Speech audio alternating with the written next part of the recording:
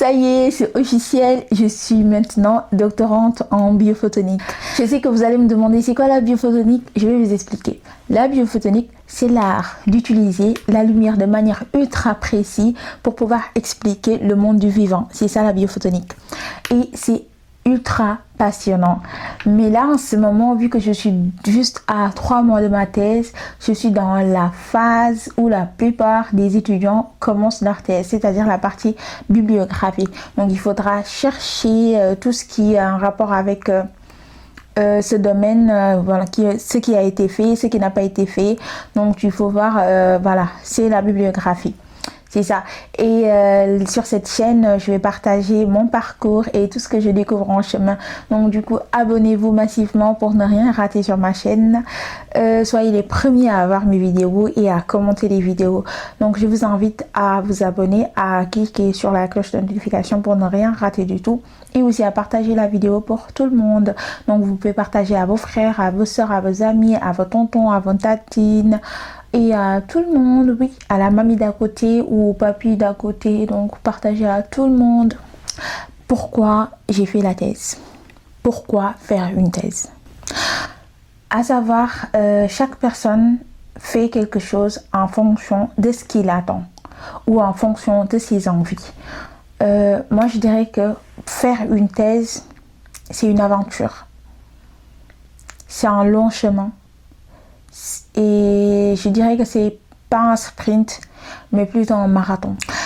Depuis longtemps, j'ai été passionnée par les études, par la science et par tout ce qui permet à une personne d'apprendre et de continuer à se cultiver. Donc la science a toujours été un domaine qui me fascinait. Et poursuivre une thèse, c'est une opportunité pour moi d'allier deux choses que j'aime. C'est-à-dire la première, c'est enseigner. J'adore enseigner. J'adore transmettre le savoir. Et de l'autre côté, il y a la recherche. Donc, tu vas toujours continuer à faire des recherches, à faire avancer la science et c'est magnifique. Donc, les deux sont liés. Enseigner et chercher. Tu trouves, tu enseignes. Donc là, juste ce côté-là, c'est un domaine, c'est quelque chose qui me fascine. C'est quelque chose qui me parle beaucoup. Donc, pour pouvoir accéder à mes ambitions, il faudra que je fasse une thèse. Et en plus de cela, j'ai pas idéalisé, je dirais pas que j'ai idéalisé faire une thèse, mais je sais qu'une thèse c'est vraiment difficile, mais je sais aussi qu'une thèse c'est une aventure. Et moi, je suis une personne qui adore les aventures. Et c'est pour cette raison que je me suis dit que cette thèse, ça sera mon aventure et je vais prendre le temps de vivre chaque jour, de vivre chaque période de cette thèse. Et c'est en faisant cette thèse aussi que j'ai décidé de créer une chaîne YouTube. Donc, je vais faire une chaîne YouTube où je vais partager mon quotidien en tant qu'étudiante PhD à l'international. Je vais partager mon parcours, c'est-à-dire à partir de l'université où j'ai commencé mes études, de l'université de Ziguinchor au Sénégal, jusqu'à Sorbonne Université en France, Paris, et la fin, Université de Laval au Canada. C'est un parcours vraiment riche, atypique. Et je compte vraiment partager ça, partager mes expériences au fur et à mesure de mon chemin, partager tout ce que j'ai pu savoir, les conseils que j'ai pu avoir, les expériences que j'ai pu avoir en cours de route. Donc sur cette chaîne, je vais les partager. Donc, et aussi les moyens qui m'ont facilité, les différents types de bourses que j'ai eu à avoir et les moyens, les conseils au fait pour réussir ses études ou réussir dans n'importe quel domaine dans les études où l'on veut. Voilà, c'est ça. Et comme je disais, j'ai commencé la thèse il y a 3 mois. Là, je suis plus dans une phase où j'essaie de modeler mon projet. Donc là, je connais mon projet, je connais le but de mon projet. Et comme je dis, il faut savoir, il faut essayer de trouver la meilleure des voies pour accéder à, pour finir sa thèse. Parce que pour qu'on puisse dire, une thèse, c'est pas facile. Et tu ne sais pas par où passer pour pouvoir finaliser ta thèse. Il y a une personne qui m'a dit, si les chercheurs connaissaient déjà le chemin par où passer, personne ne fera de thèse parce qu'ils auraient déjà trouvé tout.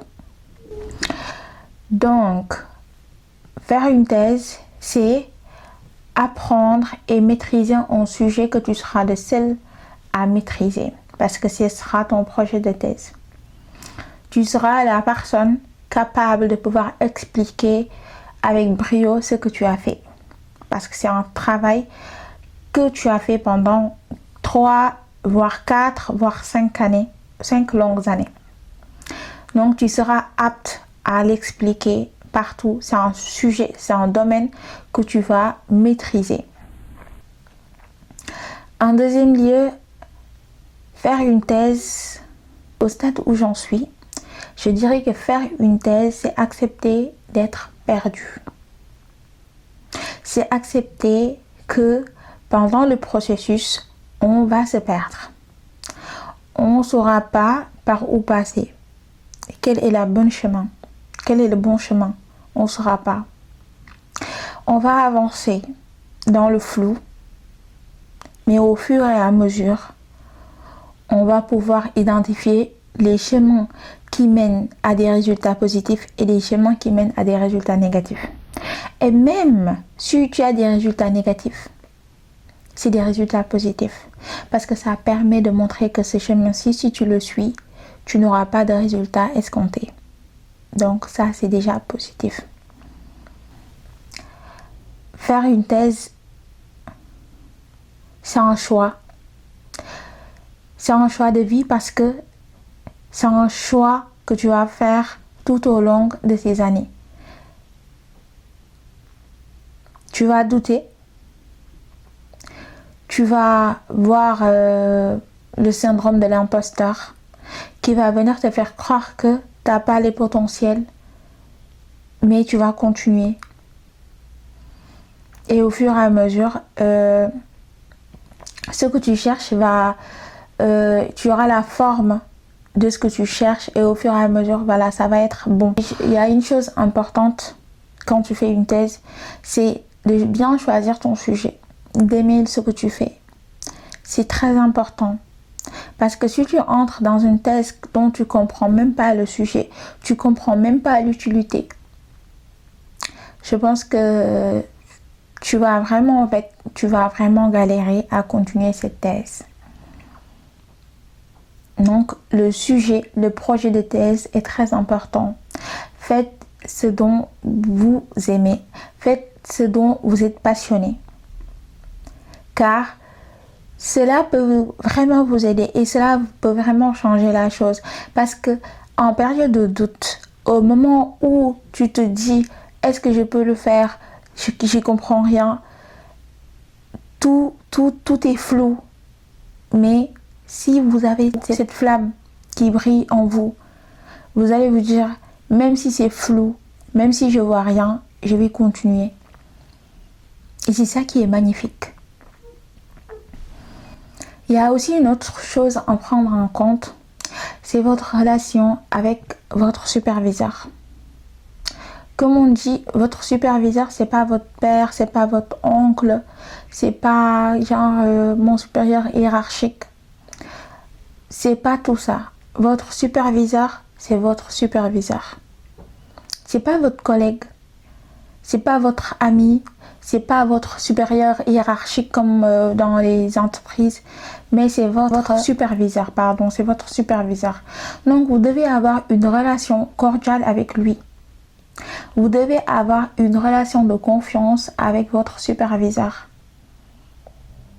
Vous devez lui montrer que vous êtes là pour apprendre, mais vous êtes là aussi pour faire évoluer votre projet.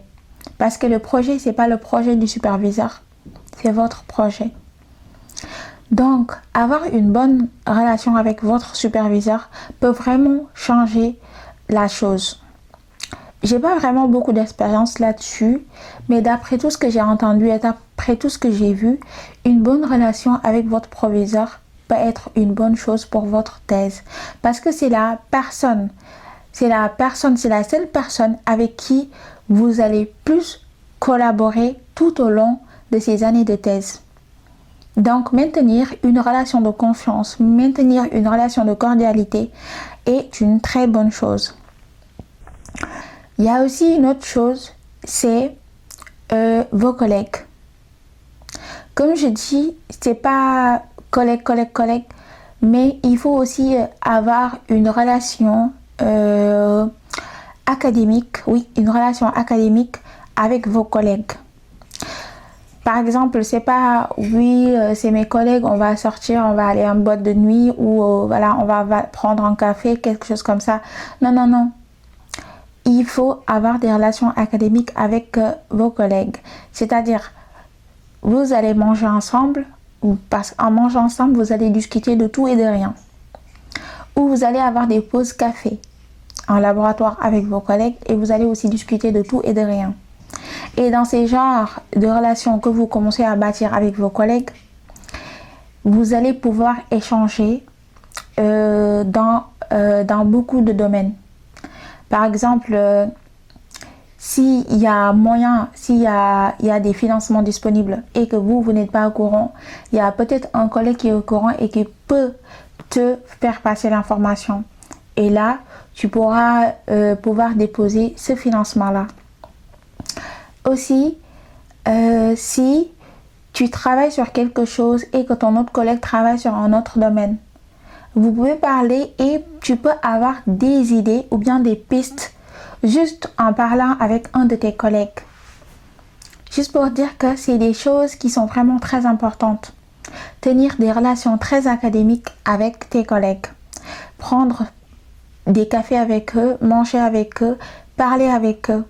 Ne sois pas cet thésard qui va juste venir se concentrer sur son ordinateur, parler avec son directeur et partir. Ces relations que tu vas créer avec tes collègues sont vraiment très importantes parce que ça va te permettre de pouvoir avoir la fluidité de pouvoir parler aux autres. Donc, en tant que doctorant, tu vas être appelé à participer à des conférences. Et dans ces conférences-là, il se peut que tu vas présenter ton projet. Et si tu as l'habitude de parler avec tes collègues, d'expliquer les choses que tu fais à tes collègues, ça sera plus simple pour toi de pouvoir l'expliquer devant des inconnus. Si tu as l'habitude d'expliquer ton projet, d'expliquer tes manips à tes collègues, une fois dans les conférences où on te demande d'expliquer ton poster, où il y a des inconnus qui vont passer et que tu dois expliquer ton poster à ces inconnus-là, ça sera plus facile pour toi parce que c'est un exercice que tu as déjà fait une dizaine de fois. Donc c'est pour ça que les relations avec tes collègues sont très importantes.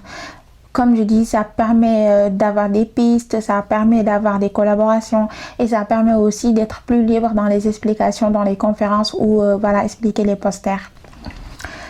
Un autre domaine que je n'avais pas évoqué, c'est les bourses. Quand tu fais une thèse, dans la plupart des cas, les thèses sont déjà financées. Mais pour être plus stable, il faut chercher d'autres sources de financement s'il y en a. Donc, quand tu parles avec tes collègues, des fois ils savent parce qu'il y a des collègues qui sont en deuxième année, troisième année, alors que toi tu es juste en première année. Donc en parlant avec eux, tu veux découvrir d'autres sources de financement et aussi chercher dans les universités ou dans les mails d'autres sources de financement parce que c'est toujours pas en plus, parce que c'est toujours pas en plus. Avoir d'autres sources de financement te permet juste de te concentrer sur ta thèse, sur tes recherches. C'est ça. Je pense que cette vidéo va s'achever ici et je vous invite à aimer, à liker la vidéo et à la partager. Donc abonnez-vous massivement sur ma chaîne et on va partager cette aventure ensemble.